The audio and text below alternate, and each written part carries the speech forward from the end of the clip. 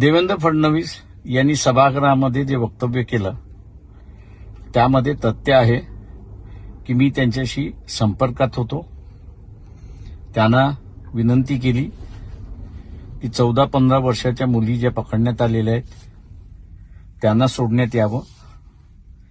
पोलिसांनी असणारा अमानुष लाठीचार्ज केलेला आहे तो ताबडतोब थांबवावा आणि कोमिंग ऑपरेशन जे सुरुवात केलंय तेही त्या ठिकाणी थांबवावं.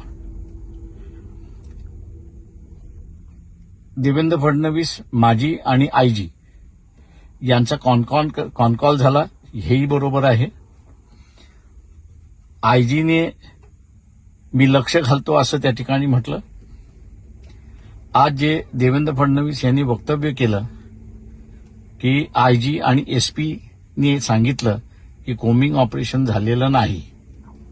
माझं देवेंद्र फडणवीस यांना विनंती आहे की त्यांनी महिला आयोग, त्याच्याचबरोबर SC/ST आयोग आणि ह्युमन राईट कमिशन यांचा जो आयोगाचा रिपोर्ट आहे आणि येईल त्याच्याकडे त्यांनी लक्ष घालावं आणि त्यानंतर आयजी आणि एसपी यांनी त्यांना खरी माहिती दिली का याचा त्यांनी तपास त्या ठिकाणी करावा आणि योग्य कारवाई करावी.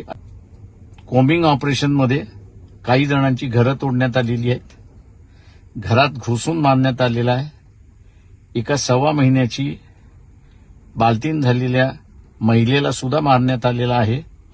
अशा सगळ्यांची असणारी चौकशी एसपी आणि आयजी मार्फत नाही तर इतर कमिट्यांमार्फत त्यांनी करावी अशी त्यांना विनंती करण्यात येत आहे. त्या सगळ्यांना कॉम्पन्सेशन सुद्धा द्यावं अशी विनंती.